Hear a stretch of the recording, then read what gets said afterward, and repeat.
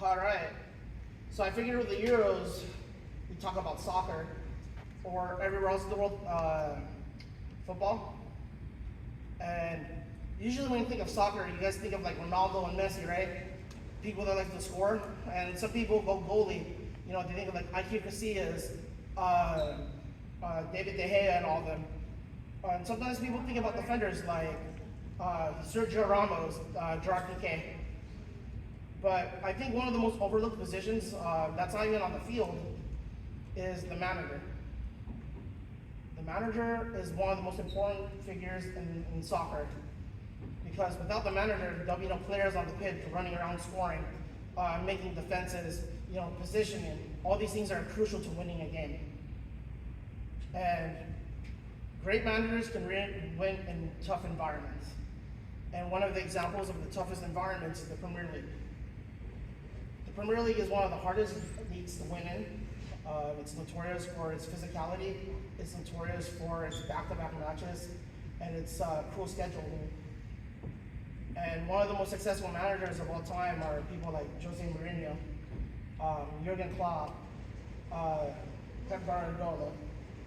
But I argue that the greatest manager of all time is actually Sir Alex Ferguson, the greatest Premier League manager of all time. And here's a picture of Sir Alex Ferguson with one of his many trophies that he won at Manchester United. He won a total of 46 trophies, 13 of them being the Premier League.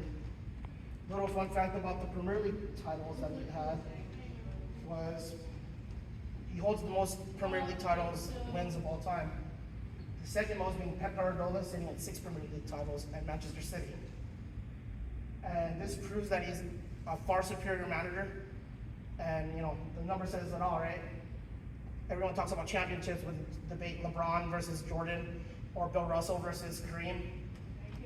Another fun fact about the 13 Premier League titles is that he's won more than other teams combined. Like Chelsea and Manchester United, who are considered the second and third biggest clubs in the Premier League, they have less than Sir Alex Ferguson alone. His 13 has more than Arsenal, which is another considered one of the big four. Oh, here's his stats that match up with Arsene Wenger, who every time we talk about Ferguson, we think of Wenger. It's like a debate between Larry Bird versus Magic Johnson in the Premier League terms.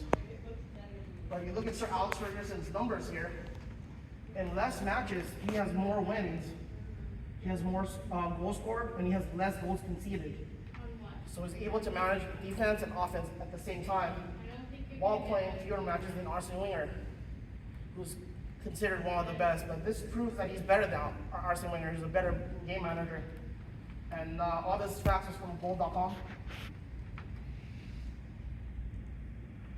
So another great thing about Sir Alex Ferguson was he was able to manage divas, and he preached team mentality. He was able to handle the hard personalities of people like Ronaldo. Before Ronaldo was Ronaldo, he played at Manchester United before he was bought out to Real Madrid, and he helped shape him to who he is today. Eric Cantona, who was infamous for not listening to his coaches, was able to be tamed by Sir Alex Ferguson for a while to help with team chemistry. And everybody knows Roy Keane, the famous guy that got kicked off of the Irish team for arguing with his coaches. Sir Alex Ferguson was able to tame him. And then another most famous incident in England was David Beckham, who's probably more famous for owning Inter Miami. He at one point played for Sir Alex Ferguson, but